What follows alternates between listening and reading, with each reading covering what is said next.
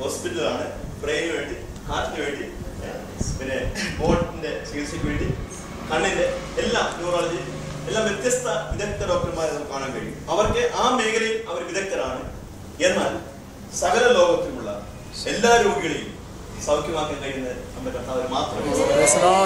ലിസ്റ്റിലുള്ള മുസ്ലിം സഹോദരന്മാർ അനേക ഹിന്ദു സഹോദരന്മാർ അവർ അവകാശപ്പെടുന്നു യേശു ക്രിസ്തു മാത്രമേ സൗഖ്യമാക്കാൻ കഴിയുള്ളൂ. ഈ ദൈവത്തിലെ അവർ പ്രത്യാശയോടെ ആണെന്ന് പറയാൻ ഇടയാക്കുന്നത് ഈ രോഗികളെല്ലാം തന്നെയാണ്. അതുകൂടെ ഉൾക്കൊള്ളും ആരുടെ സ്വന്തം. കർത്താവ് യേശു ക്രിസ്തു ഈ ഭൂമിയിലായിരുന്നപ്പോൾ കർത്താവ് അനേകർക്ക് വേണ്ടി അത്ഭുതങ്ങൾ പ്രവർത്തിച്ചു. ഇന്ന് പകരം സഭായോഗത്തിൽ ചില അങ്ങനെയുള്ള വിഷയങ്ങൾ എന്റെ മനസ്സിലേക്ക് വന്നു. സഭായോഗത്തിൽ പറഞ്ഞ ചില വാക്കുകളും കൂടാതെ വചനത്തിന് ഒന്ന് രണ്ട് വേദഭാഗം ചൂണ്ടിക്കാണിച്ച ദിവസം ഇരിക്കാൻ ആഗ്രഹിക്കുകയാണ്.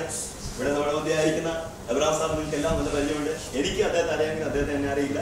കർത്താവ് ദാസനെ വളരെ പ്രസിദ്ധനായ ദാസനാണ്. മറ്റു കർത്താസന്മാരൊക്കെ ഞാൻ ആദ്യമായിട്ടാണ് കാണുന്നത്. എല്ലാവർക്കും ഞാൻ ദൈവത്തെ സ്തുതിക്കുന്നു, നിങ്ങളുടെ പ്രാർത്ഥന ചോദിക്കുകയാണ്. പ്രാരംഭമായിട്ട് ഒരു വേദഭാഗം വായിക്കാൻ ആഗ്രഹിക്കുകയാണ്.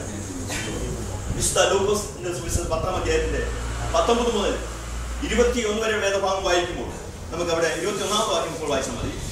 എല്ലാ വാക്യം വായിക്കാൻ സമയമെടുക്കും. ആ നാഴികയിൽ നമ്മുടെ കർത്താവായ യേശു ക്രിസ്തു പരിശുദ്ധാത്മാവിൽ ആനന്ദിച്ചു പറഞ്ഞത്, പിതാവേ, സ്വർഗത്തിനും ഭൂമിക്കും കർത്താവായുള്ളവേ,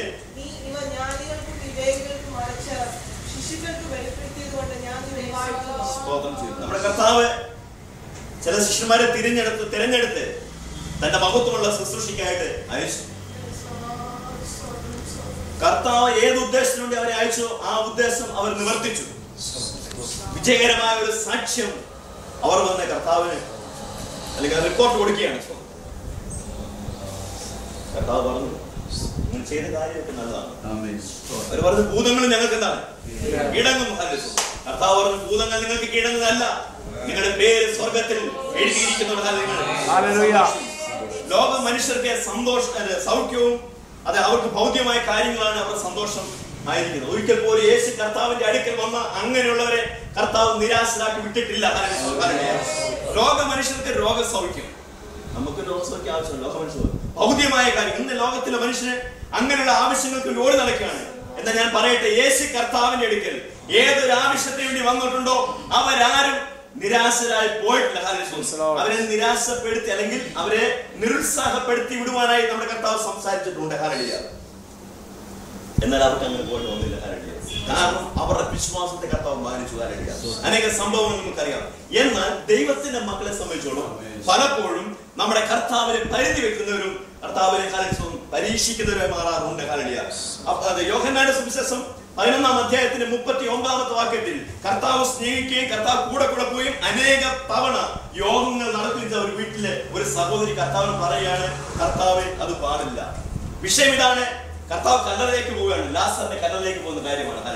കല്ലറയിലേക്ക് പോകുമ്പോൾ കർത്താവ് പറയുകയാണ്, നിങ്ങൾ എന്ത് ചെയ്യണം, കല്ലറയുടെ ആ കല്ലൊന്ന് നീക്കം. ഇന്ന് അതാണ് ഏറ്റവും വലിയ തടസ്സം. കർത്താവിന് ഏറ്റവും തടസ്സമായിരിക്കുന്നത് അത് മനുഷ്യ ജീവിതങ്ങളുടെ അവിശ്വാസമാണ്.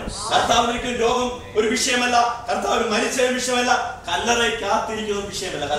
കർത്താവിന് വിഷയം അവിശ്വാസമുള്ള ഹൃദയങ്ങളാണ് കർത്താവിന് വിഷയമായിരിക്കുന്നത്. കർത്താവായ യേശു ക്രിസ്തുവിന്റെ ബന്ധത്തിലും അത് വിശുദ്ധന്മാരുടെ ജീവിതത്തിലും സ്വർഗം തുറന്ന അനേക രംഗങ്ങൾ ദൈവത്തിന്റെ വചനത്തിൽ നമുക്ക് കാണാൻ കഴിയുന്നു. വിശുദ്ധന്മാർക്ക് വേണ്ടി, അവരുടെ പ്രാർത്ഥനയ്ക്ക് വേണ്ടി അവർ ഉപദ്രവങ്ങൾ സഹിച്ചപ്പോൾ അവർ മുട്ടുകുത്തി പ്രാർത്ഥിച്ചപ്പോൾ സ്വർഗം തുറന്ന അനേക സന്ദർഭങ്ങൾ ഇന്ന് പകൽ ദൈവസഭയിൽ ബന്ധത്തിൽ, ആരാധന ബന്ധത്തിൽ എനിക്ക് വിശുദ്ധ വെളിപ്പാട് പുസ്തകം 4-ാം അധ്യായത്തിന്റെ 1 മുതൽ വായ്പഴ 4-ാമത്തെ വാക്യത്തിൽ 1-ാമത്തെ വാക്യം ഇങ്ങനെയാണ്, സ്വർഗം എന്താണ്, അനന്തരം സ്വർഗം തുറക്കുന്നു. യോഹന്നാന് വേണ്ടി സ്വർഗം തുറക്കുന്നതായ മാത്രമല്ല നമുക്കെല്ലാവർക്കും വേണ്ടിയാണ് സ്വർഗം തുറക്കുന്നതാണ്. അങ്ങനെ വായിച്ചു 4-ാം അധ്യായത്തിലേക്ക് 4-ാം വാക്യത്തിലേക്ക് വന്നപ്പോൾ 24 സിംഹാസനം. വിഷയങ്ങൾ നമുക്ക് അറിയാം. ഇവിടെ ഇരിക്കുന്ന എല്ലാം വചനത്തിൽ നല്ല അറിവുള്ളതിന് വേണ്ടി കൂടുതൽ പറയണം. അവിടെ 24 മൂപ്പന്മാര് കാണുന്നു. അവർക്ക് 24 സിംഹാസനം, അവർക്ക് 24 കിരീടം. ആലോചിക്കുക, നമ്മുടെ കർത്താവ് സിംഹാസനസ്ഥനായിരിക്കുകയാണ്. അപ്പോൾ തന്നെ കർത്താവ് തന്നോടൊപ്പം തന്റെ വിശുദ്ധന്മാരെ കൂടെ ഇരുത്തുന്ന കർത്താവാണ്. യോഹന്നാൻ അത് 14-ാം അധ്യായം 14-ാമത്തെ വാക്യത്തിൽ 14-ന്റെ 12-ാമത്തെ വാക്യത്തിൽ കർത്താവ് പറയുകയാണ്, ഞാൻ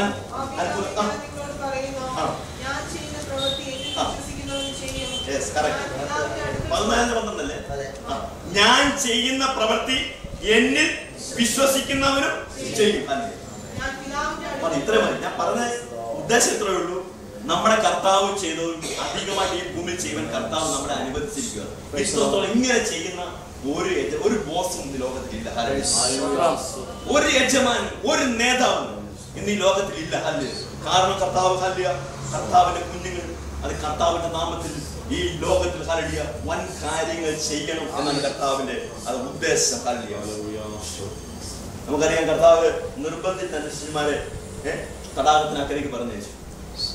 ആ സമയത്ത് കാറ്റിനാലും തിരകളാലും സമയപ്പെടാം രാത്രിയുടെ 4. അപ്പോഴത് കടലിന്റെ മുകളിൽ കൂടെ ഒരാള് ആളായിരുന്നു. അവരുടെ ദൃഷ്ടി അതൊരു ഭൂതമായിരുന്നു.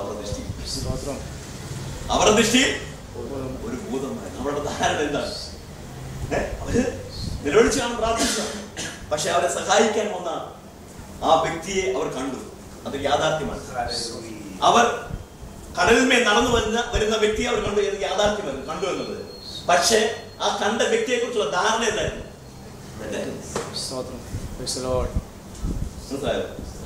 ദൈവത്തിന്റെ വചനം എത്രമാത്രം നമുക്ക് അറിയാവുന്നതും മനപ്പാടമാക്കുന്നതാണ്. വചനം നമുക്ക് വിശ്വസിക്കാൻ കഴിഞ്ഞില്ലെങ്കിൽ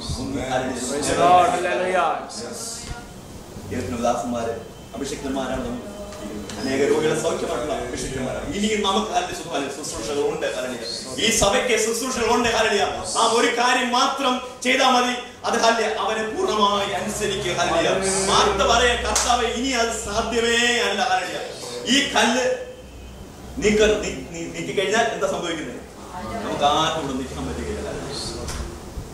ഞാൻ പകൽ സഭയിൽ പറഞ്ഞറിയോ, കർത്താവിനെ സൗഖ്യമാക്കുന്ന വിഷയം നമ്മുടെ ഹൃദയത്തിന്റെ നിലവാരത്തിൽ മാറ്റിയെടുക്കുന്ന കർത്താവിന്റെ വിഷയം. നമ്മുടെ ഹൃദയത്തിന്റെ നിലവാരം, നമ്മുടെ ചിന്താഗതി, നമ്മുടെ ധാരണകൾ. നടന്നു വരുന്ന വ്യക്തിയെ കണ്ടിട്ട് അവർ പറയാം, കണ്ടു എന്നുള്ളത് സ്പഷ്ടമാണ്. കാര്യം ആ നടന്നു വരുന്ന വ്യക്തിയെ കണ്ട് അവർ പറയാം ഒരു ഭൂതം വരും. കാരണം എന്താ? രാത്രിയുടെ അവരെ സങ്കല്പിക്കുന്നതാണ്. ഈ ആ സമയത്ത് ഇറങ്ങി നടക്കുന്ന ആരാ? അവരുടെ ചിന്തകാരൻ. ഈ അസമയത്തൊക്കെ അങ്ങനെ ധരിച്ചു വെച്ചിരിക്കുകയാണ് അവർ. കാര്യം ദൈവത്തിന്റെ മക്കളെ ദൈവവചനം എഴുതി വെച്ചിരിക്കുന്ന കാര്യം അത് വായിപ്പാൻ, അത് സന്തോഷിക്കാൻ മാത്രമുള്ളതല്ല, അതിന്റെ നന്മകൾ അത് അനുഭവിക്കാൻ വിശ്വാസം കർത്താവേ ഞങ്ങൾക്ക് നൽകണം. നമ്മൾ അനുദിനം നമ്മൾ വിശ്വാസത്തോട് പ്രാർത്ഥിക്കുന്നെങ്കിൽ തീർച്ചയായിട്ടും ഹല്ലേലൂയ അത് അങ്ങനെ തന്നെ സംഭവിക്കും. ഹല്ലേലൂയ ദൈവത്തിന്റെ കാര്യം ഇന്നും കുറുകിയിട്ടില്ല. ദൈവമക്കളെ ഹല്ലേലൂയ നമ്മുടെ കർത്താവ് നമുക്ക് വേണ്ടി സ്വർഗം തുറക്കുന്ന കാഴ്ചകൾ നമ്മൾ കാണുന്നു. ഹല്ലേലൂയ നമ്മൾ പ്രാർത്ഥിക്കുന്ന വിഷയങ്ങൾക്ക് വേണ്ടി, പ്രാർത്ഥിക്കുന്ന വ്യക്തികൾക്ക് വേണ്ടി സ്വർഗം തുറക്കുന്ന കാഴ്ച നമ്മൾ കാണണം. സ്വർഗത്തിന് വലിയ താല്പര്യമാണ്. പ്രവർത്തിപ്പാൻ സ്വർഗം എപ്പോഴും സന്നദ്ധമാണ്. വിശ്വസിപ്പാനും അതിനുവേണ്ടി പ്രയത്നിപ്പാനും ഇടിവിൽ നിൽക്കുവാനും ആളുണ്ടെങ്കിൽ ദൈവം പ്രവർത്തിപ്പാൻ സന്നദ്ധനാണ്. ദൈവത്തിന്റെ കാര്യങ്ങളിലേക്ക് നമുക്ക് ഏൽപ്പിച്ചു കൊടുക്കാൻ. നിങ്ങൾ പ്രതീക്ഷിച്ച പല വിഷയങ്ങൾക്ക് ഒരു പക്ഷെങ്കിൽ വേണ്ട നിലയിൽ വിടുതൽ നിങ്ങൾ ക്ഷീണിക്കേണ്ട ആവശ്യമില്ല. അവൻ നമ്മളെ ഒരിക്കൽ പോലും നിരാശപ്പെടുത്തുന്നില്ല. പലർക്കും കർത്താവിൽ നിന്ന് വേണ്ടതിനൊന്നും പ്രാപിക്കാൻ കഴിയാതിരിക്കുന്നത് എന്താ അറിയോ? ഈ താലന്തുകളുടെ മുമ്പിൽ 5 കിട്ടിയാൽ എന്ത് ചെയ്തു? 10 ആക്കി. 2 കിട്ടിയാൽ എന്ത് ചെയ്തു? അത് ഇരട്ടിയാക്കി. 1 കിട്ടേണ്ട അവൻ കൊണ്ട് വിളിച്ചു പറഞ്ഞതാണ്. അവൻ യജമാനോട് പറയാൻ അറിയോ, നീ കഠിന. ഇതാണ് അവന്റെ തെറ്റായ ധാരണ. നമ്മുടെ കർത്താവ് ഒരിക്കൽ പോലും കഠിന മനുഷ്യനല്ല. ദൈവദാസൻ പ്രാർത്ഥിക്കുമ്പോൾ അവൻ മനസ്സലിയുള്ള ദൈവം. എത്രമാത്രം നമ്മുടെ കർത്താവ് മനസ്സലിഞ്ഞുകൊണ്ടാണ്. എന്നോട് മനസ്സലിഞ്ഞുകൊണ്ട് എനിക്കിവിടെ നിൽക്കാൻ കഴിഞ്ഞത്. എന്നോട് ദീർഘക്ഷമ കാണിച്ചുകൊണ്ടാണ് എനിക്കിവിടെ നിൽക്കാൻ കഴിഞ്ഞത്. ഇത്രമാത്രം മനസ്സലിയുടെ ഏത് വിഷയത്തിലും അത് തന്റെ കുഞ്ഞുങ്ങൾ കണ്ണുനീർ തൂകുമ്പോൾ അതിനു മുമ്പിൽ മനസ്സലിയുന്ന കർത്താവാണ്. ദൈവത്തിന് മനസ്സലിവിനായി ദൈവത്തെ സ്തുതിക്കുകയും ദൈവത്തിന്റെ പ്രവർത്തികളെ ഓർത്ത് ദൈവത്തെ വാഴ്ത്തുകയും ചെയ്യുന്നു. ഹല്ലേലൂയ. ഇന്ന് കടന്ന എല്ലാ വിശ്വാസന്മാരോടും നന്ദി അറിയിച്ചോട്ടെ. ഈ അവസരം നന്ദി അറിയിച്ചോട്ടെ. ഞാൻ ദൈവത്തിന് നന്ദി.